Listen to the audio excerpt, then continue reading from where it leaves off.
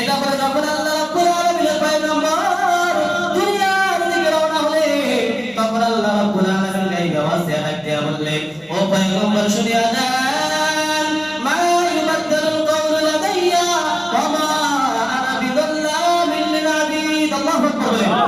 আল্লাহ রাব্বুল আলামিন বলেন, মা ইউবাদদালুল কওলু লাদাইয়া, ও পয়গম্বর মুহাম্মদ আপনি শুনিয়া যান, আমার কথার ভিতরে কোনো পরিবর্তন নাই। আমি যেটা বলি সেটাই করি। আমি যদি বলি এখন রাত হবে রাত হয়, আমি যদি বলি দিন হবে দিন হয়, আমি যদি বলি চন্দ্র উঠবে না সূর্য উঠবে না, তাহলে কিছুই উঠবে না। মা ইবাদাতুল কওলু লাদাইয়া, ও নবী মুহাম্মদ আমার কথার ভিতরে কোনো পরিবর্তন নাই। ওয়া মা আনা বিযাল্লামিন লিল আবিদ, আর আমি আমার বান্দার প্রতি বিন্দু পরিমাণ জুলুম করি না। বলেন সুবহানাল্লাহ। আমি আমার বান্দার প্রতি কোনো জুলুম করি না। আমি আমার বান্দার প্রতি কোনো জুলুম করি না। আমার বান্দা যদি কাফের হয় তার প্রতিও কোনো জুলুম আমি করি না। যদি মুসলমান হয় তাও জুলুম করি না। আমার বান্দা যদি আমার ইবাদত করে তার প্রতিও কোনো জুলুম করি না। আবার ওই বান্দার প্রতিও জুলুম করি না যেই বান্দা আমার কোনো ইবাদত করে না। এই জন্য আপনারা দেখতে পান দুনিয়ার ভিতরে একজন মুসলমান যেই পরিমাণ খাদ্য আহার করে ওই পরিমাণ খাদ্য আল্লাহ রাব্বুল আলামিন কাফের বেঈমানকে দেন। ওয়াজে ঠিক কিনা? দুনিয়ার ভিতরে মুসলমানরা যেরকম ডাক্তার হয়, মুসলমানরা যেরকম বড় বড় পদ পায়, ঠিক তেমনিভাবে হিন্দু বৌদ্ধ খ্রিস্টান যারা রয়েছে তারাও বড় বড় পদ পায় কি পায় না? এটা কার কারিশমা? ওয়াজে কার কারিশমা? আল্লাহ রাব্বুল আলামিনের কারিশমা। আল্লাহ বলেন আমি কোন বান্দার প্রতি বিন্দু পরিমাণ জুলুম করি না। ওই বান্দা কাফের বা মুসলমান হোক যেই হোক না কেন কারো প্রতি কোনো জুলুম করি না। মা ইবাদাতুল কওলু লাদাইয়া, আমার কথায় কোনো পরিবর্তন নাই।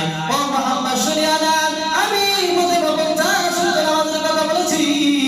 আপনার উত্তর আমার উম্মত নামাজ পড়বে 5 ওয়াক্ত, আমি আল্লাহ রাব্বুল আলামিন তাদেরকে সওয়াব দেব 50 ওয়াক্ত। বলেন সুবহানাল্লাহ।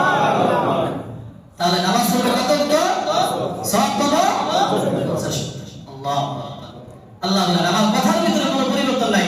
50 ওয়াক্ত বলেছি, 50 ওয়াক্ত বললে যে সওয়াব পাইবা 5 ওয়াক্ত কইরা ওই সওয়াব পাইবা।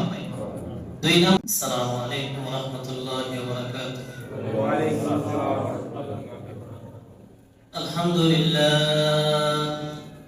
আলহামদুলিল্লাহ নাহমাদুহু ওয়া নাস্তাঈনুহু ওয়া নাস্তাগফিরুহু ওয়া নাউযু বিল্লাহি মিন শুরুরি আনফুসিনা ওয়া মিন সাইয়্যাতি আ'মালিনা। মান ইয়াহদিহিল্লাহু ফালা মুদিল্লা লাহু ওয়া মান ইউদ্লিলহু ফালা হাদিয়া লাহু। ওয়া নাশহাদু আন লা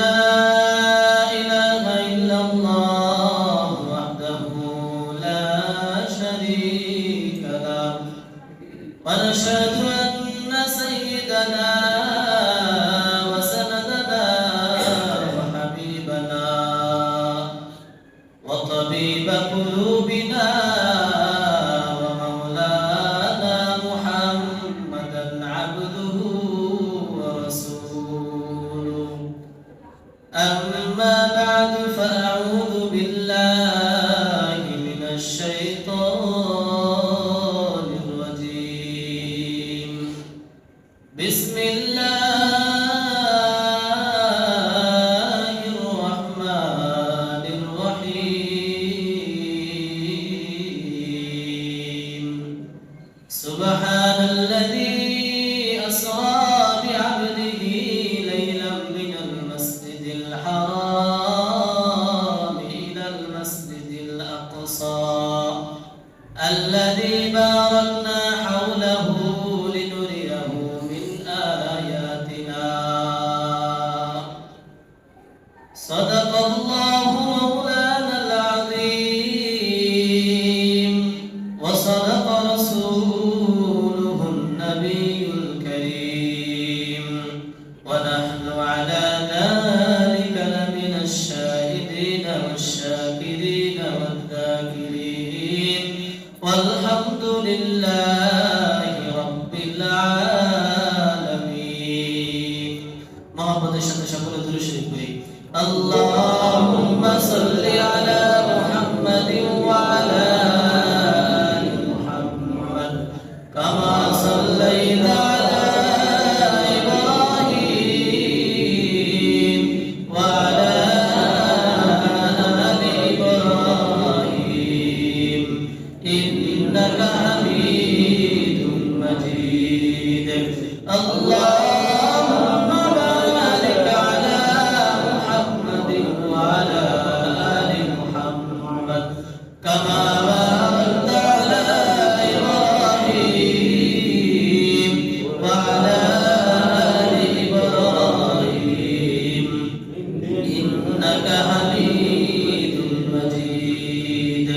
بلغ العلا بكماله كشف الدجى بجماله حسنت جميع خصاله صلوا عليه وآله لا إله إلا الله لا إله إلا الله لا إله إلا الله لا إله إلا الله لا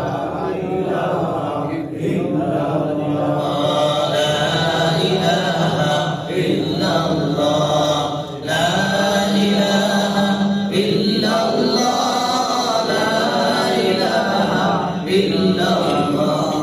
لا إله إلا الله لا إله إلا الله لا إله إلا الله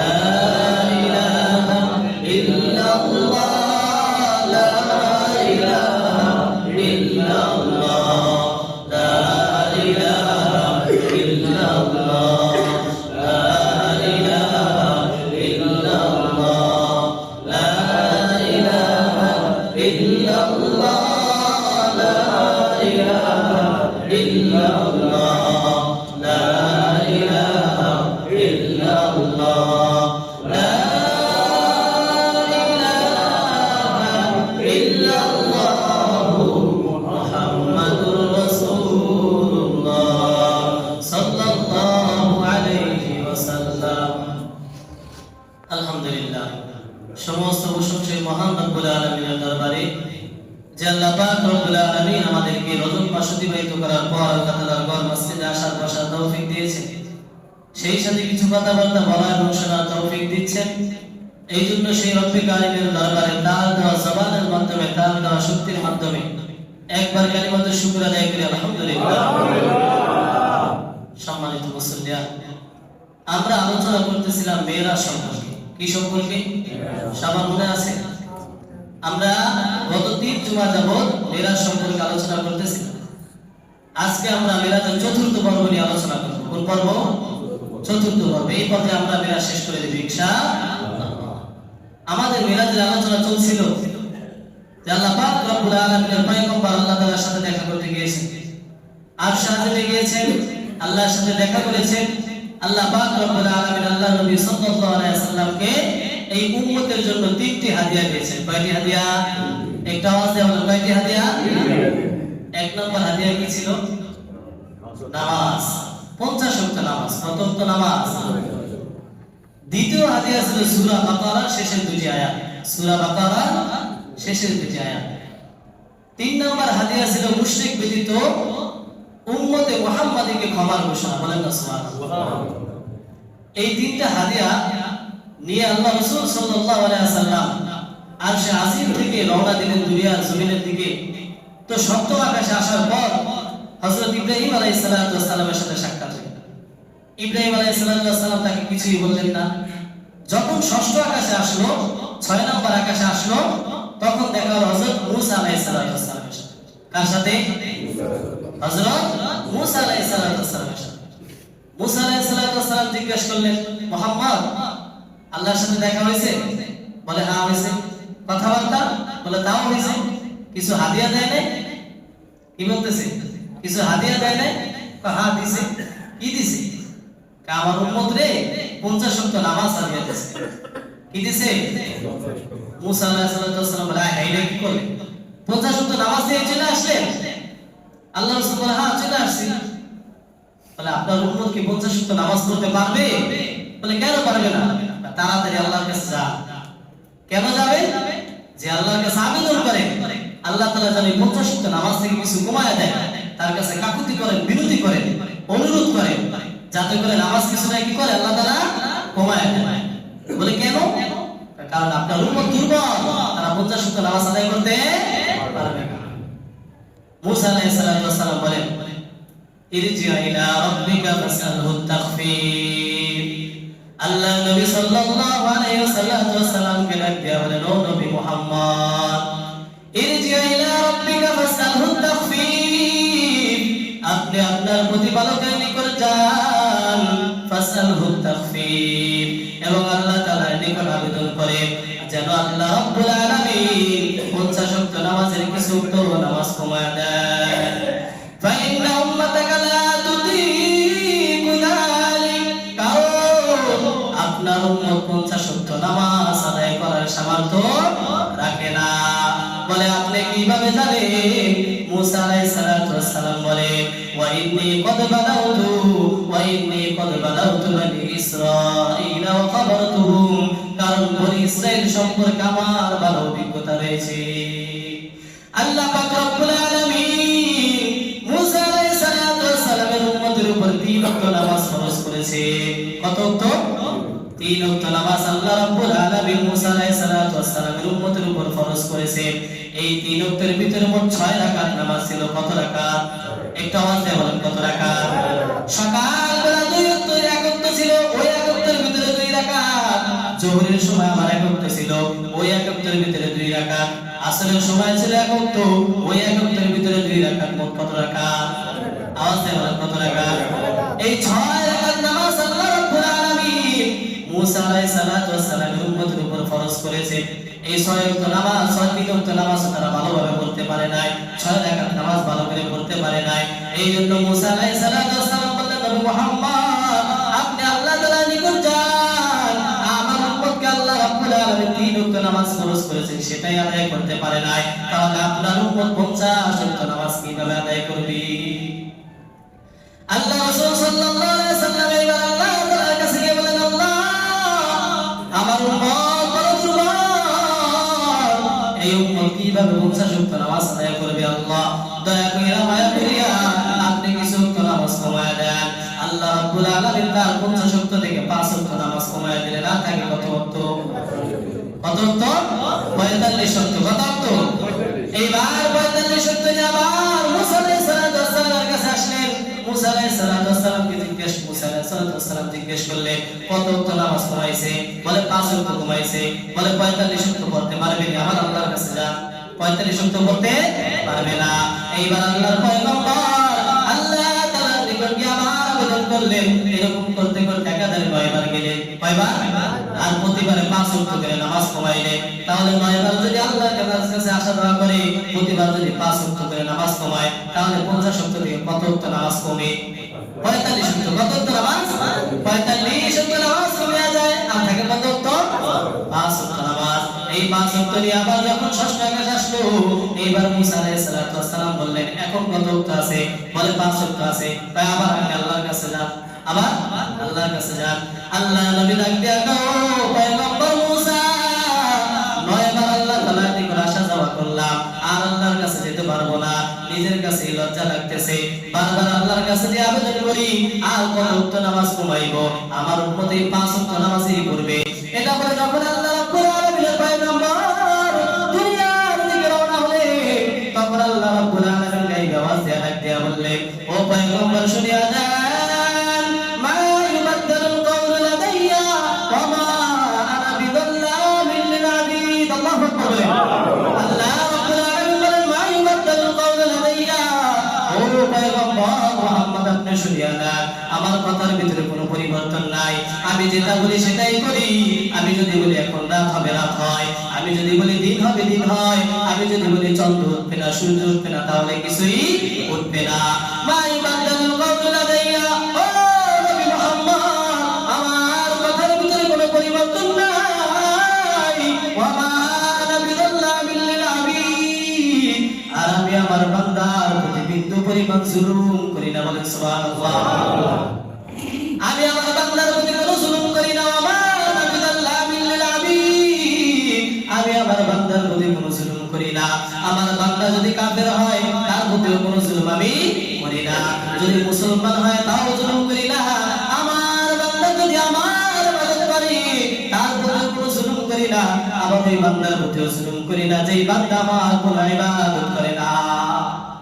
এই জন্য আপনারা দেখতে পান, দুনিয়ার ভিতরে একজন মুসলমান যেই পরিমাণ খাদ্য আহার করে, ওই পরিমাণ খাদ্য আল্লাহ রাব্বুল আলামিন কাফের বেঈমানকে দেন। আসলে ঠিক কিনা? দুনিয়ার ভিতরে মুসলমানরা যেরকম ডাক্তার হয়, মুসলমানরা যেরকম বড় বড় পদ পায়, ঠিক তেমনি ভাবে হিন্দু বৌদ্ধ খ্রিস্টানরা যারা রয়েছে তারাও বড় বড় পদ পায় কি পায় না? এটা কার কারিশমা? আওয়াজ দাও, কার কারিশমা? আল্লাহ রাব্বুল আলামিনের কারিশমা। আল্লাহ বলেন আমি কোন বান্দার প্রতি বিন্দু পরিমাণ জুলুম করি না। ওই বান্দা কাফের হোক বা মুসলমান হোক, যেই হোক না কেন কারো প্রতি কোনো জুলুম করি না। মাই বাদালুল কওলু লাদাইয়া, আমার কথায় কোনো পরিবর্তন নাই। ও মুহাম্মদ শুনিয়া নেন, আমি প্রতিদিন 50 ওয়াক্ত নামাজের কথা বলেছি। আপনার উত্তর আমার উম্মত নামাজ পড়বে 5 ওয়াক্ত, আমি আল্লাহ রাব্বুল আলামিন তাদেরকে সওয়াব দেব 50 ওয়াক্ত। বলেন সুবহানাল্লাহ। তাহলে নামাজ পড়বে কত ওয়াক্ত? সওয়াব পাবো 50 ওয়াক্ত। আল্লাহু আকবার। আল্লাহ বলেন আমার কথার ভিতরে কোনো পরিবর্তন নাই। 50 ওয়াক্ত বলেছি, 50 ওয়াক্ত বললে যে সওয়াব পাইবা 5 ওয়াক্ত কইরা ওই সওয়াব পাইবা। 2 নাম্বার হাদিয়া কি? 2 নাম্বার হাদিয়া হলো সূরা বাকারা শেষের দুটি আয়াত, আমানার রাসূলু বিমা উনজিলা ইলাইহি মির রাব্বিহি ওয়াল মুমিনুন কুল্লুন আমানা বিল্লাহি ওয়া মালাইকাতিহি ওয়া কুতুবিহি ওয়া রুসুলিহি লা নুফাররিকু বাইনা আহাদিন মির রুসুলিহি ওয়া ক্বালু সামি'না ওয়া আতা'না গুফরানাকা রাব্বানা ওয়া ইলাইকাল মাসীর। লা ইউকাল্লিফুল্লাহু নাফসান ইল্লা উসাহা লাহা মা কাসাবাত ওয়া আলাইহা মা ইকতাসাবাত। ربنا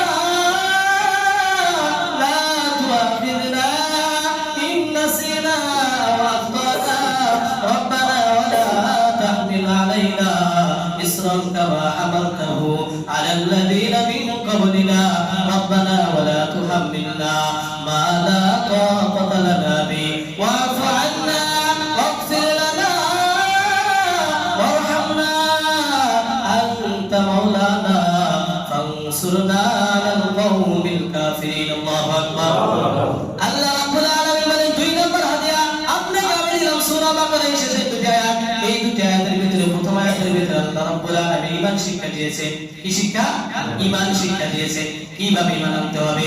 আল্লাহর প্রতি বিশ্বাস করতে হবে, সমস্ত ফেরেশতাদের প্রতি বিশ্বাস করতে হবে, যত দুনিয়ার ভিতরে পয়গম্বর এসেছেন তাদের প্রতি বিশ্বাস করতে হবে। আওয়াজ দেবেন ঠিক কিনা? 1 নম্বর আয়াতের ভিতরে এইগুলো বললেন, এই বিষয়গুলো বললেন, ঈমানের বিষয়গুলো বললেন। যে শেষের যে আয়াতটা শেষের ভিতরে আল্লাহ রাব্বুল আলামিন বান্দাকে শিখিয়ে দিয়েছেন কিভাবে আমার কাছে দোয়া করবা। ভুল করিয়া ফেলাইছো, অন্যায় করিয়া ফেলাইছো, আমার দিকে দোয়া করবা। রব্বানা লা তুআখিযনা ইন নাসিনা, আয় আল্লাহ আমাদের ভুলগুলোকে আপনি ধরিয়েন না আল্লাহ। আমরা যদি ভুল করি এটাকে ধরিয়েন না, আমরা যদি ভুলে যাই সেটাকে আপনি পাকড়াও করিয়েন না।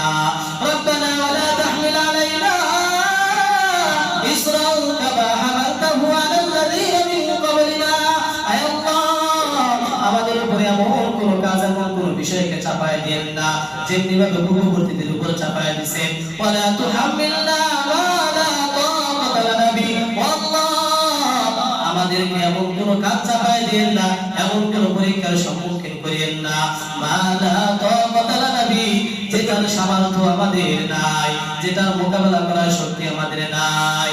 ওয়াফু আন্না, আল্লাহ বলেন আমরা আমার নিকট দোয়া করবে এইভাবে, ওয়াফু আন্না আল্লাহ আমাদেরকে মাফ করিয়া দেন, ওয়াগফির লানা আমাদেরকে ক্ষমা করিয়া দেন, ওয়ারহামনা আমাদের প্রতি দয়া করেন, আমাদের প্রতি দয়া করেন, ওয়ানসুরনা আলাল কওমিল কাফিরিন, ওয়াল্লাহ কাফিরদের বিরুদ্ধে আমাদেরকে আপনি বিজয় দান করেন।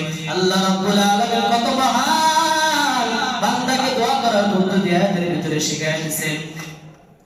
মদিনাওয়ালা নবী ঘোষণা করিয়া দেন সূরা বাকারার শেষের দুটি আয়াত যদি কোনো ব্যক্তি সকাল এবং সন্ধ্যায় পাঠ করে, আল্লাহ নবী ডাক দিয়া কয় এই দুটি আয়াত তার জীবনের জন্য যথেষ্ট হয়ে যাবে। বলেন সুবহানাল্লাহ। কেউ যদি রাত্রি বেলা পড়ে, অনেকের ঘরের ভিতরে জিন ভূতের আসর আছে কি নাই? অনেকের ঘরের ভিতরে জিন ভূতের আসর আছে। ঘরের ভিতরে রাতের বেলা ঘুমাইলে আলী যদি স্বপ্ন দেখে, স্বপ্নের ভিতরে কি করবে দেখে? অনেক ভয়ানক স্বপ্ন দেখে। আল্লাহ নবী ডাক দিয়া কয় এই দুইটি আয়াত রাতের বেলা পড়িয়া ঘুমাও, যত রকম বালা মুসিবত আছে সব কিছু থেকে রক্ষা করবেন কে? আল্লাহ রাব্বুল আলামিন নবী মুহাম্মদ রাসূলুল্লাহ সাল্লাল্লাহু আলাইহি ওয়াসাল্লামকে 2 নাম্বার হাদিয়া দিলেন সূরা বাকারা শেষের দুটি আয়াত। 3 নাম্বার হাদিয়া দিলেন আল্লাহ নবী সাল্লাল্লাহু আলাইহি ওয়াসাল্লামকে জানায়া দেন দুনিয়ার ভিতরে মুশরিক এবং কাফের যারা রয়েছে তারা হলো চিরস্থায়ী জাহান্নামী, তারা চিরস্থায়ী জাহান্নামী। কিন্তু যারা মুসলমান ঈমানের চেয়ে কিন্তু গুনাহ করেছে, তওবা না করিয়া মরে গেছে, তারা চিরস্থায়ী জাহান্নামী হবে না। কারণ আল্লাহ পাক রব্বুল আলামিন যারা মুসলমান হওয়ার পর তওবা না করিয়া কবিরা গুনাহ করে মরে গেছে, আল্লাহ রাব্বুল আলামিন তাদেরকে কোনো না কোনো ভাবে জাহান্নাম থেকে মুক্তি দিয়া জান্নাতে প্রবেশ করাবেন। বলেন সুবহানাল্লাহ। এর অনেকগুলো মাধ্যম রয়েছে। এক নম্বর মাধ্যম হলো নবীর সুপারিশের মাধ্যমে। কাদের সুপারিশের মাধ্যমে? আওয়াজ দেওয়া হলো, কাদের সুপারিশের মাধ্যমে? নবীর সুপারিশের মাধ্যমে। এখন আমরা যদি নবীর সুপারিশ পেতে চাই, তাহলে আমরা নবীর অনুসরণ করব না? করব না? আওয়াজ দেওয়া হলো, করব না? যদি নবীর সুপারিশ পেতে হয়, তাহলে নবীর অনুসরণ করতে হবে। নবীর অনুসরণ যদি আমরা করতে পারি, কালকে আমাদের ময়দানে আল্লাহ রাব্বুল আলামিনের সামনে যখন আমরা দাঁড়াইব, আল্লাহ পাকের সামনে আমাদের নবী ডাক দিয়া বলবে, এরা হলো আমার উম্মত, এদেরকে জান্নাতে দিয়া দাও। সুপারিশ করবেন আমাদের নবী। এক নাম্বার হলো নবীর সুপারিশের মাধ্যমে। দুই নাম্বার হলো ফেরেশতাদের সুপারিশের মাধ্যমে। দুই নাম্বার কাদের সুপারিশ? ফেরেশতাদের সুপারিশের মাধ্যমে বান্দাকে জান্নাতে দিবেন। তিন নাম্বার হলো উলামায়ে কেরামের সুপারিশের মাধ্যমে, আলেমদের সুপারিশের মাধ্যমে। আলেমদের সাথে যদি ভালো সম্পর্ক রাখা হয়, আলেমদেরকে যদি দিল থেকে মন থেকে মহব্বত করা হয়, কালকে আমাদের ময়দানে যখন আলেমরা জান্নাতে যাবে, তখন ডাক দিয়া বলবে, আল্লাহ আমি আলেমকে দুনিয়ার ভিতরে সম্মান করেছি, আমি একবেলা খাবার খাওয়াইছি, এই আলেমদেরকে আমি সম্মান করেছি, আল্লাহ তোমার সন্তুষ্টির জন্য ওই আলেমের সাথে সাক্ষাৎ করবে। ডাক দিয়া বলবে, হুজুর আপনার তো দুনিয়াতে আমি অনেক মহব্বত করতাম, আপনাকে কত ভালোবেসেছি, আপনাকে আমি খাবার খাওয়াইছি, আপনাকে আমি অমুক কাজ করেছি, আপনার অমুক খেদমত করেছি, তখন ওই আলেমটাকে সুপারিশ করিয়া জান্নাতে নিয়ে যাবে। বলেন সুবহানাল্লাহ। এই যে আলেমদেরকে মহব্বত করার দরকার আছে নাকি নাই? করবো তো ইনশাআল্লাহ। তিন নাম্বার হলো আলেমদেরকে মহব্বত করার মাধ্যমে। চার নাম্বার সুপারিশ করবে হাফেজ কোরআন। হাফেজে কোরআন, যাদের সিনার ভিতরে 30 পারা কোরআন রয়েছে, যেই ব্যক্তিকে আল্লাহ রাব্বুল আলামিন হাফেজ হওয়ার তৌফিক দান করেছে, সে হালালকে হালাল, হারামকে হারাম মেনে দুনিয়ার ভিতরে চলেছে, কোরআনের হক ঠিকভাবে আদায় করেছে, কাল কিয়ামতের ময়দানে এই ব্যক্তির সুপারিশ করে জাহান্নাম থেকে জান্নাতে নিয়ে যাবে। বলেন সুবহানাল্লাহ। এরপর আরেকটা হলো কোরআনের মাধ্যমে। কেউ যদি বেশি বেশি কোরআন পড়ে, ওই কোরআন তাদেরকে সুপারিশ করবে। এরপর হলো রমজানের মাধ্যমে, যদি রমজানের রোজা রাখে, নামাজের মাধ্যমে, এই সবগুলো জিনিসের মাধ্যমে সুপারিশ করিয়া আল্লাহ পাক রব্বুল আলামিন বলেন মুশরিক ব্যতীত মুসলমানরা জান্নাতে যাবে। বলেন সুবহানাল্লাহ। এছাড়া যদি বিশ্বের মহাবিশ্ব যত বড় কাফের মুশরিক হোক, তারা সকলে মিলে যদি সুপারিশ করে, তাহলে আল্লাহ রাব্বুল আলামিন কাউকে কোনো নাজাত দিবেন না। এমনকি দুনিয়ার ভিতরে যত ধন সম্পদ রয়েছে, এই সব সম্পদগুলো যদি কাল কিয়ামতের ময়দানে আল্লাহ তাআলার সামনে পেশ করে বলে, আল্লাহ দুনিয়ার ভিতরে ভুল করেছি, অন্যায় করেছি, হে আল্লাহ ওই ভুলগুলোর কারণে আজকে এই সব সম্পদগুলো আপনাকে দিয়ে দিলাম, এর বিনিময়ে আমাকে maaf করিয়া দেন। আল্লাহ maaf করবেন নি? আল্লাহ বলেন, ইন্নাল্লাযীনা কাফারু ওয়া মাতু ওয়া হুম কুফার ফালা ইউকবালু মিন আহাদিহিম মিলকুল আরদি যাহাবা ওয়া লাউ ইফতাদা বি ওয়া লাহুম আযাবুন আলীম। আল্লাহ রাব্বুল আলামিন বলেন, দুনিয়ার ভিতরে যারা কুফরি করেছে, যারা কাফের এবং কুফর অবস্থায় মৃত্যুবরণ করেছে, পৃথিবীর ভিতরে যত ধনভাণ্ডার রয়েছে, সব ধনভাণ্ডারকে যদি একত্রিত করিয়া আল্লাহ রাব্বুল আলামিনের সামনে যদি মুক্তিপণ হিসেবে পেশ করা হয়, তাহলে আল্লাহ রাব্বুল আলামিন কিছুই কবুল করবেন না। এই জন্য কাফেররা যদি মুক্তি পেতে হয়, তাহলে মরার আগেই তওবা করতে হবে। বলে ঠিক কিনা? যদি একজন 80 বছরের কাফের যদি মৃত্যুবরণ করার পূর্বে তওবা করিয়া মৃত্যুবরণ করে, আর সে যদি কোনো নেক আমল নাও করে, ঈমানের বদৌলতে maaf করবেন কে? তাহলে 3 নাম্বার হাদিয়া আল্লাহ পাক রব্বুল আলামিন বলেন, 3 নাম্বার হাদিয়া নবী মুহাম্মদকে দিলেন, উম্মতকে ক্ষমার ঘোষণা, উম্মতকে ক্ষমার ঘোষণা। এরপর আরেকটি বিষয় রয়েছে, যেটা আল্লাহ রাসূল সাল্লাল্লাহু আলাইহি ওয়াসাল্লাম কি দিয়েছেন, এই 3টি বিষয় ছাড়া, যেটা সূরা আল-মুমিনুন আল্লাহ রাব্বুল আলামিন বলেন, ফাআওহা ইলা আবদি মা আওহা। আল্লাহ রাব্বুল আলামিন যা ওহী প্রেরণ করার তাই ওহী প্রেরণ করেছেন। এখানে ওহী শব্দ এসেছে, ওহী দ্বারা কি ব্যাখ্যা, এর বিভিন্ন মতভেদ রয়েছে। তবে বিভিন্ন মুফাসসিরগণ বলেন, এই ওহী দ্বারা হলো আল্লাহ রাসূল সাল্লাল্লাহু আলাইহি ওয়াসাল্লামকে রাষ্ট্র পরিচালনা করার জন্য একটি সংবিধান দিয়ে দিয়েছে। রাষ্ট্র পরিচালনা করার জন্য একটি সংবিধান দিয়ে দিয়েছিলেন। ওই সংবিধানের মধ্যে মোট 14টি দফা এবং প্রস্তাব রয়েছে। কয়টি? 14টি। কয়টি? এই 14টি দফা আল্লাহ রাসূল সাল্লাল্লাহু আলাইহি ওয়াসাল্লামকে দিয়েছেন। এগুলো দ্বারা যদি রাষ্ট্র পরিচালনা করে তাহলে রাষ্ট্র সুন্দর হয়ে যাবে। সেগুলো জানা দরকার আছে নাকি নাই? আছে নাকি নাই? এক নাম্বার হলো তাওহীদ। এক নাম্বার কি? তাওহীদ। অর্থাৎ আল্লাহ ছাড়া কোনো মাবুদ আছে নি। আল্লাহ রাব্বুল আলামিন বলেন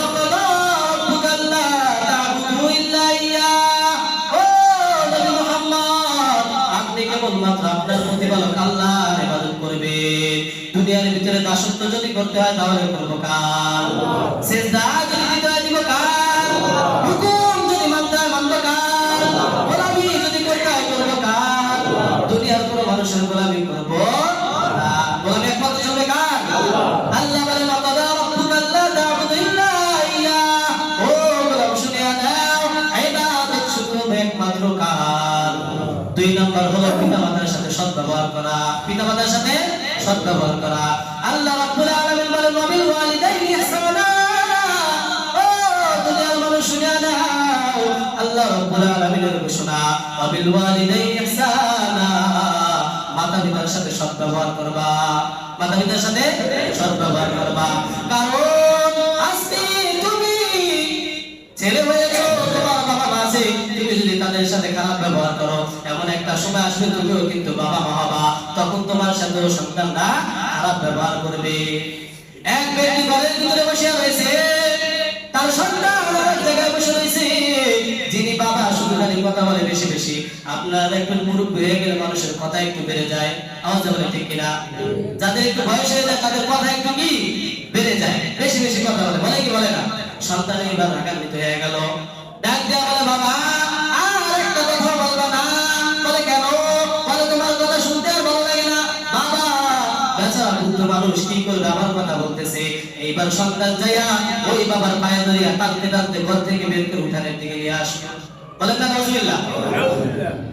উঠানে নিয়ে আসার পর সেখান থেকে টানতে টানতে হাসরাইতে হাসরাইতে পুকুরের পাড়ে নিয়ে গেল। কোথায়? পুকুরের পাড়ে নিয়ে গেল। এইবার বাবা ডাক দেয়া সন্তান আমার আর সামনে নিও না। আমি তোমার মতো যুবক থাকতে আমার বাবাকে ঘর থেকে নামাইয়া উঠান পর্যন্ত এনেছি। বলেন না নাউজুবিল্লাহ? আজকে তুমি আমাকে, আমি আমার বাবাকে উঠান পর্যন্ত এনেছি, তুমি আমাকে পুকুরের পাড় পর্যন্ত এনেছো।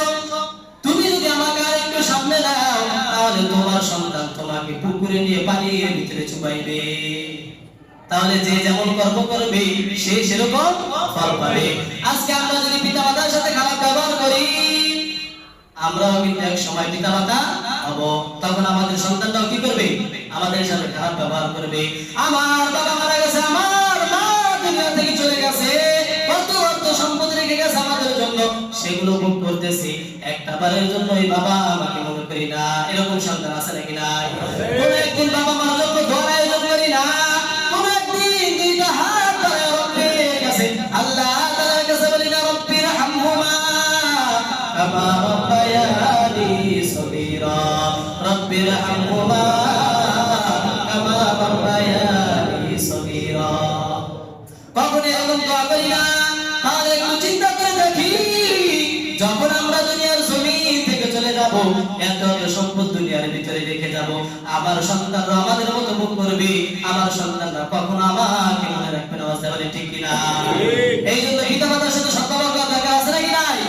বলবো তো সবাই ইনশাআল্লাহ।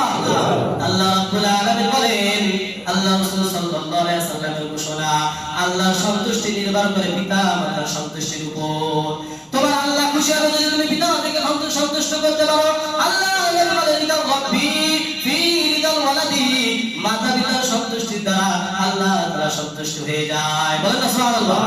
এরপর আল্লাহ নবী সাল্লাল্লাহু আলাইহি ওয়াসাল্লাম বলেন ওয়াসাকাতু রাব্বি ফি সাকাতিল ওয়ালাদি। আর মাতা-পিতার অসন্তুষ্টির দ্বারা আমার আল্লাহ রাব্বুল আলামিন অসন্তুষ্ট হয়ে বলেন নাউজুবিল্লাহ। তাহলে 14টা দফা, 2 নম্বর দফা কি? মাতা-পিতার সাথে কি করা? সদ্ব্যবহার করা। 4 নম্বর যে দফা সেটা হলো আল্লাহ রাব্বুল আলামিন বলেন কোন জিনিস অপচয় করা যাবে না। অপচয় করা যাবে না। ইন্নাল মুবাদ্দিরিনা কানু ইখওয়ানা শায়াতিন। কারণ অপচয় যারা করে তারা হলো শয়তানের ভাই। তারা কাদের ভাই?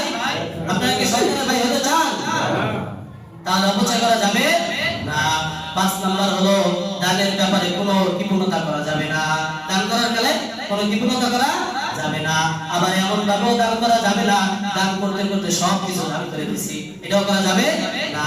আল্লাহ রাব্বুল আলামিন বলেন ওয়ালা তাজাল ইয়াদাকা মাগলুলাতান ইলা উনুকিকা ওয়ালা তাবসুতহা কুল্লাল বাসতি ফাতাকুনা মাগলুলাম মাহসুরা।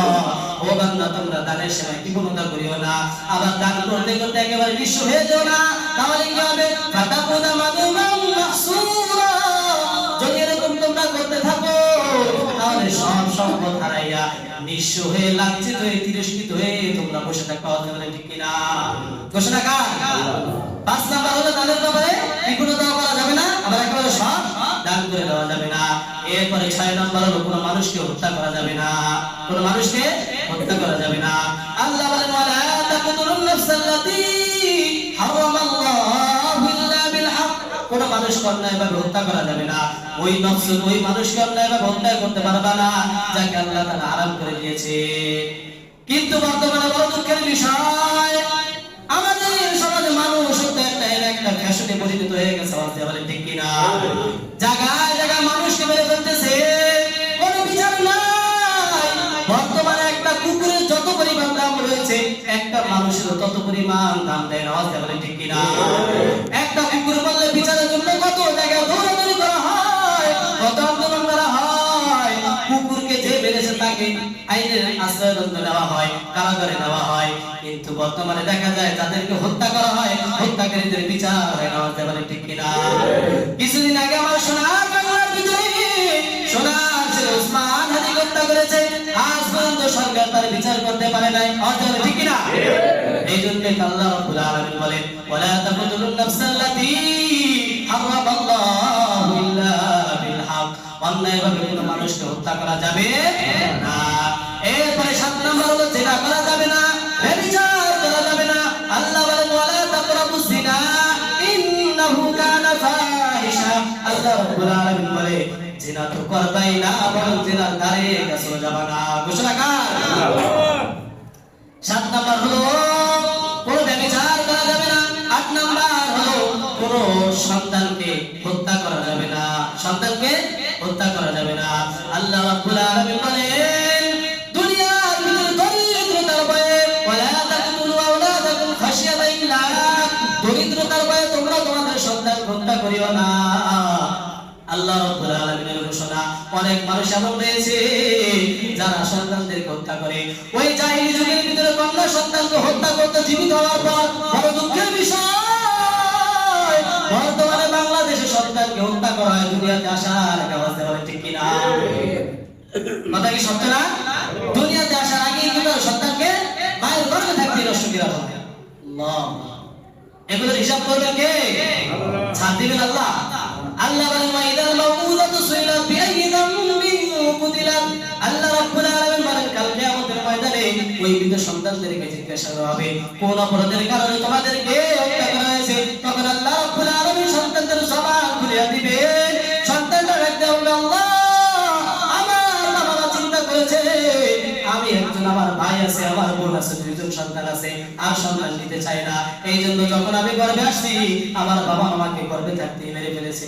বলেন না নাউজুবিল্লাহ? এরকম বর্তমানে করে কি করে না? এরকম করা যাবে? এখন কথা হলো তাহলে হুজুর যদি এরকম হয় তাহলে সন্তান অনেক বেশি হয়ে গেছে বা অসুবিধা হচ্ছে, তাহলে কি করব? হ্যাঁ, ইসলাম এই ব্যাপারে অনুমতি দিয়েছে। যদি কেউ এরকম যদি হয় যে সন্তান একটা আর একটা লালন পালন করতে সমস্যা হবে, তখন অস্থায়ীভাবে জন্ম নিয়ন্ত্রণ করা বৈধ রেখেছে ইসলাম। কথা বুঝছি সবাই? যদি সন্তান লালন পালন করতে কোনো সমস্যা হয়, একটা সন্তান আর একটা নিলে কি করবে? এখন ওটাকে লালন পালন করতে সমস্যা হয়ে যাবে, তখন ইসলাম কি করছে? অনুমতি দিয়েছেন। কিন্তু খামাকা এই ভয়ে যে আরেকটা সন্তান যদি আসে তাহলে তাকে খাওয়াইবো কি? খাওয়ানোর মালিক আমরা? খাওয়ানোর মালিক কে? আল্লাহ রাব্বুল আলামিন বলেন আমি তাদেরকে রিজিক দেব যেমনি ভাবে তোমাদেরকে রিজিক দেই। এই জন্য সন্তানকে হত্যা করা যাবে না। 9 নাম্বার ঘোষণা হলো ওয়াফু বিল আহদি ইন্নাল আহদা কানা মাসউলা। 9 নাম্বার ঘোষণা হলো ওয়াদা করে ওয়াদা পরিপূর্ণ করতে হবে। ওয়াদা করে ওয়াদা পরিপূর্ণ করতে হবে। এরকম 14টা ঘোষণা দিয়েছেন। কয়টা ঘোষণা? যদি 14টা পরিপূর্ণ বলতে চাই তাহলে সময় শেষ হয়ে যাবে। যদি সময় থাকে শেষে বলবো ইনশাআল্লাহ। যদি সময় থাকে তাহলে কি করব? শেষে বলবো। তো আমরা ঘটনার সামনের দিকে যাই। তারপরে আল্লাহ রাব্বুল আলামিন ওই দিনটা হাদিয়া দিয়া আর এই যে একটা দফা রাষ্ট্র পরিচালনা করার জন্য 14টা দফা দিয়েছেন। এই সবগুলো নিয়ে আল্লাহ রাসূল সাল্লাল্লাহু আলাইহি ওয়াসাল্লাম দুনিয়ার ভিতরে আসলেন। দুনিয়ার ভিতরে আসার পর যখন তার ঘরে বসলেন, ঘরে এসে তাকে যখন মিরাজে আল্লাহ রাসূল সাল্লাল্লাহু আলাইহি ওয়াসাল্লাম গেলেন, যাওয়ার সময় যে ঘরের ভিতরে যে আংটাটা লাগায় গেছে ওই আংটাটা এখনো পর্যন্ত ঝুলতেছে। বলেন সুবহানাল্লাহ। এমন যেই জায়গায় বসে আল্লাহ নবী ওযু করেছেন, মিরাজ করার পর মিরাজ থেকে আসার পর দেখতেছে ওযুর পানিগুলো এখনো গড়ায়া গড়ায়া যাচ্ছে। বলেন না সুবহানাল্লাহ। এখন প্রশ্ন হতে পারে, হুজুর 3 সপ্তাহ যাবত যে আলোচনা করতেছিলেন বাইতুল্লাহ থেকে বাইতুল মাকদাস, সেখান থেকে আরশে আজিম, কত হাজার হাজার কোটি কোটি মাইল দূরত্বের রাস্তা, এত রাস্তা অতিক্রম করার পরে এটা কিভাবে সম্ভব? প্রশ্ন হতে পারে কি পারে না? এর একটা সহজ সমাধান রয়েছে। কোরআন এবং হাদিসের ভিতরে রয়েছে, চন্দ্র ঘুরে, সূর্য ঘুরে, আর বিজ্ঞানের ভাষা অনুযায়ী পৃথিবী ঘুরে। বিজ্ঞানের ভাষা অনুযায়ী পৃথিবী ঘুরে, আর কোরআন হাদিসের ভাষা অনুযায়ী চন্দ্র সূর্য ঘুরে। যেটাই হোক না কেন, এই চন্দ্র এই যে ঘোরাঘুরি করে, এই ঘোরাঘুরার করার কারণে রাত দিনের পরিবর্তন হয়। আর যিনি পরিবর্তন করেন তিনি কে? তিনি কে? আল্লাহ রাব্বুল আলামিন বলেন, এই পরিবর্তনের মালিক রাত দান আল্লাহ, দিন দান কে? আল্লাহ। এই যে রাত দিনের পরিবর্তন এটা করেন আমার আল্লাহ। ওই আল্লাহ তাআলা যদি চান তাহলে পৃথিবীর যত গতি আছে সব কিছু স্তব্ধ করে দিতে পারেন না। উদাহরণ দিলে বুঝতে পারবেন, দুনিয়ার রাজা বাদশারা যখন কোথাও যায়, যেমন স্বরাষ্ট্রমন্ত্রী প্রধানমন্ত্রী যদি কোনো জায়গা দিয়ে যায় তাহলে একদল আগে থেকে সতর্ক করে দেয়, ওই রাস্তাগুলো বন্ধ করে দেয়, কোনো মানুষ চলাচল করতে পারে না, কোনো গাড়ি চলাচল করতে পারে না। এরকম আপনারা দেখছেন না? দুনিয়ার মানুষের সম্মানের কারণে যদি দুনিয়ার মানুষের চলাচল বন্ধ করে দেওয়া হয়, তাহলে যিনি কুল কায়নাতের সরদার, যিনি কুল কায়নাতের মালিক আমার আল্লাহ, তার প্রিয় হাবিব মুহাম্মদুর রাসূলুল্লাহ সাল্লাল্লাহু আলাইহি ওয়াসাল্লামের সম্মানে পুরো পৃথিবীর গতি স্তব্ধ করে দিয়েছেন। বলেন সুবহানাল্লাহ। এইবার যখন সকালবেলা হলো, আল্লাহ রাসূল সাল্লাল্লাহু আলাইহি ওয়াসাল্লাম মক্কার কাফেরদের নিকট গিয়ে বলল, আজকে রাত্রে বেলা আমি বাইতুল্লাহ থেকে বাইতুল মাকদাস, বাইতুল মাকদাস থেকে আরশে আজিম, আবার আরশে আজিম থেকে বাইতুল মাকদাস, আবার বাইতুল মাকদাস থেকে বাইতুল্লাহর ভিতরে ভোর হওয়ার আগে সফর করে ফিরে এসেছি। এইবার মক্কার যত কাফেররা রয়েছে সবাই মাথায় হাত, ও মুহাম্মদ, আমরা তো মনে করেছি তুমি পাগল, এখন দেখি পুরাই পাগল। বলেন না নাউজুবিল্লাহ। আগে মনে করতাম তোমার মাথায় কিছু সমস্যা আছে, এখন দেখি পুরাই সমস্যা। হে মুহাম্মদ, তুমি কি জানো এই বাইতুল্লাহ থেকে বাইতুল মাকদাসের দূরত্ব কত বেশি? সেখান থেকে আরশে আজিম আরো কত দূরত্ব? এত পথ তুমি কিভাবে অতিক্রম করলা? তাও আবার বলতেছে একটা রাতের ভিতরে করলা। করাইছেন কে? আল্লাহ চাইলে সবকিছু সম্ভব কি সম্ভব না? নবী মুহাম্মদ তাদেরকে বিশ্বাস করে, তারা বিশ্বাস করতেছে না। সবাই হতবাক, কেউ হাতের তালি দিচ্ছে, কেউ হাসি ঠাট্টা করতেছে। আবার একটা দল আবু বকর সিদ্দিক রাদিয়াল্লাহু তাআলা আনহুর নিকট গেল, যে বলে, আবু বকর, তুমি শুনছো নি তোমার বন্ধু মুহাম্মদ কি বলতেছে? বলে কি বলে? বলে তোমার মুহাম্মদ বলতেছে আজকে রাতে নাকি বাইতুল্লাহ থেকে বাইতুল মাকদাস, সেখান থেকে আরশে আজিম, আবার আরশে আজিম থেকে বাইতুল মাকদাস, বাইতুল মাকদাস থেকে বাইতুল্লাহ ভোর হওয়ার আগে সফর করে ফিরে এসেছে। আবু বকর ডাক দিয়ে এই কথা কি মুহাম্মদ বলেছে? কাফেররা বলতেছে, হ্যাঁ মুহাম্মদ বলেছে, আমরা নিজ কানে শুনেছি। এইবার আবু বকর ডাক দিয়ে কাফেররা শুনিয়া নাও, আসমানের জায়গা থেকে বদলে যেতে পারে, জমিন তার জায়গা থেকে সরে যেতে পারে, চন্দ্র তারা আলো বন্ধ করে দিতে পারে, সূর্য তারা আলো বন্ধ করে দিতে পারে, কিন্তু আমার নবী মুহাম্মদ কখনো মিথ্যা কথা বলতে পারে না। বলো সুবহানাল্লাহ।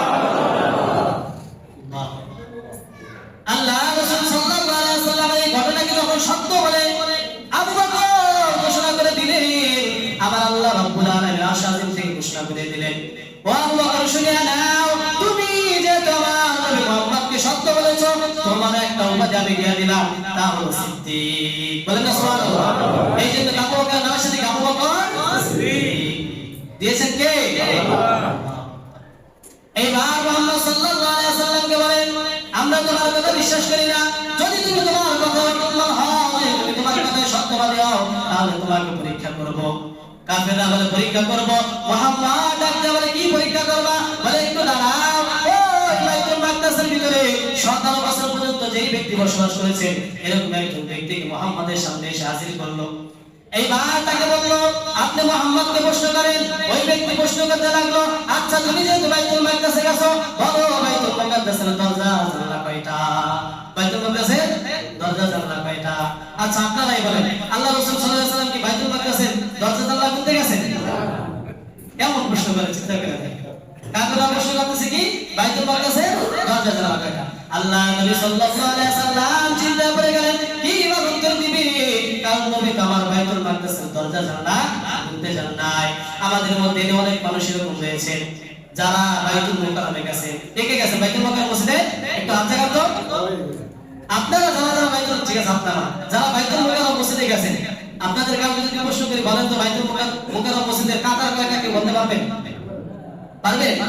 দরজা কয়টা, জানলা কয়টা, বাথরুম কয়টা, কক্ষ যে ঘর রয়েছে সেগুলো কয়টা বলতে পারবে? এটা ওই ব্যক্তি বলতে পারবে যে শুধুমাত্র এই উদ্দেশ্যে যাবে আজকে দেখা দেখো বাথরুম কয়টা আছে, দরজা কয়টা আছে, জানলা কয়টা আছে। তাহলে ঠিক কিনা? কিন্তু আমরা বাইতুল মুকাররমে গেছি কেন? জাতীয় মসজিদ, সেখানে নামাজ পড়া, নামাজ পড়া, ঠিক কিনা? তাহলে আল্লাহ রাসূল সাল্লাল্লাহু আলাইহি ওয়াসাল্লাম বাইতুল মাকদাসের দরজা জানলা খুলতে যাবে। এবার নবী মুহাম্মদ বড় চিন্তায় পড়ে গেলেন। আল্লাহ রাব্বুল আলামিন ঘোষণা দিয়ে দিলেন, নবী মুহাম্মদ চিন্তা করিয়েন না, আমি আল্লাহ রাব্বুল আলামিন আপনার জন্য যথেষ্ট। আল্লাহ রাব্বুল আলামিন বাইতুল মাকদাসের যে চিত্রটা রয়েছে এটা নবী মুহাম্মদের সামনে তুলে ধরলেন। আল্লাহ নবী সাল্লাল্লাহু আলাইহি ওয়াসাল্লাম ওই চিত্রটা দেখে আর গুনে গুনে সকল দরজা জানালার খবর দিয়ে দিলেন। বলেন সুবহানাল্লাহ। এইবার কাফেররা দেখেন কত বড় মুখারাম। কাফেররা বলতে লাগলো, মুহাম্মদ আগে তো মনে করতাম তুমি জাদু জানো, এখন থেকে আরো বড় জাদুকর। বলেন না নাউযুবিল্লাহ। কারণ কাফেরদের স্বভাবই হলো এমন, তারা কখনো সত্য স্বীকার করতে চায় না। বলে ঠিক কিনা? আল্লাহ রাব্বুল আলামিন বলেন, ফালাম্মা জাআহুল হাক্কু মিন ইনদিনা ক্বালু ইন্না হাযা লাসিহরুম মুবিন। যখন তারা এই সত্য প্রকাশিত হলো তখন তারা সকলে বলতে লাগলো, মুহাম্মদ এটা হলো তোমার সুস্পষ্ট জাদু। বলেন না নাউযুবিল্লাহ। আল্লাহ রাসূল সাল্লাল্লাহু আলাইহি ওয়াসাল্লামের মেরাজ এতটাই সত্য ছিল যেটা কোরআন হাদিসের অসংখ্য প্রমাণ দ্বারা জানা যায়। কিন্তু মক্কার লোকেরা তখন তো কোনো বিজ্ঞান ছিল না, বিজ্ঞানের কোনো আবিষ্কার ছিল না। এই জন্য মক্কার লোকেরা মনে করত সিঁড়ি দিয়ে একমাত্র উপরে ওঠা যায়, সিঁড়ি ছাড়া রক্তে মাংসে ভরা একটা মানুষ কিভাবে আকাশ করতে পারে, মহাকাশ পাড়ি দিতে পারে, এটা হলো সেই যুগের কথা। কিন্তু বর্তমানে বড় দুঃখের বিষয়, আমাদের সমাজে এমন একটা লোক রয়েছে যারা মেরাজের ঘটনাকে অস্বীকার করে। বলেন না নাউযুবিল্লাহ। তারা বলে আল্লাহ রাসূলের মেরাজ সশরীরে হয় নাই, রাসূলের মেরাজ সশরীরে হয়েছে, এটা তো কোরআন হাদিস দ্বারা প্রমাণিত। তবে আমি শুধু একটা কথাই বলতে চাই, আল্লাহ নবীর যদি মেরাজ যদি সশরীরে না হইতো, যদি আল্লাহ রাব্বুল আলামিন যদি তাকে যদি মেরাজ না করাইতো, তাহলে মক্কার যে লোকেরা রয়েছে তারা এত হইচই কেন করেছে? কারণ যদি স্বপ্নে রাসূলের মেরাজ হইতো তাহলে তো সবাই মনে করতো স্বপ্নে তো মানুষ কত কিছুই দেখে, দেখে কি দেখে না? আমাদের মধ্য থেকে যদি কেউ বলে আজকে রাত্রে বেলা আমি ঘুমের ভিতরে স্বপ্নে দেখলাম আমি আমেরিকায় চলে গেছি, সেখানে যাওয়ার পর আমাকে লাল গালিচা দিয়ে শুভেচ্ছা জানাইছে, এরপরে হোয়াইট হাউসে বসে সেই রাষ্ট্রের প্রেসিডেন্টের সাথে দেখা করেছি, সকালবেলা ঘুম ভাঙার পর আর এক বন্ধুর কাছে যদি এই ঘটনা বলে তাহলে সেই বন্ধুটা কি খারাপ বলবে? বলবে সব লোক দেখতেই পাবে, বলবে কি বলবে না? তাহলে এবার চিন্তা করে দেখেন, আল্লাহর নবী যদি বলতেন স্বপ্নে যদি হইতো মেরাজ, তাহলে কাফেররা বলতেন এটা তো স্বপ্ন। কিন্তু রাসূলের মেরাজ কি না স্বপ্ন নয়, রাসূলের মেরাজ জাগ্রত অবস্থায় আছে। বলেন না সুবহানাল্লাহ। শুধু তাই নয়, এই মেরাজ থেকে আমাদের শিক্ষা হলো কি, এই যে 3 সপ্তাহ লাগায় মেরাজ আলোচনা করতেছি, আল্লাহ রাসূল সাল্লাল্লাহু আলাইহি ওয়াসাল্লামকে ওই সব বিষয় আমার আল্লাহ দেখাইছেন যেই সব বিষয় আমাদেরকে আল্লাহ তাআলা দেখায় নাই।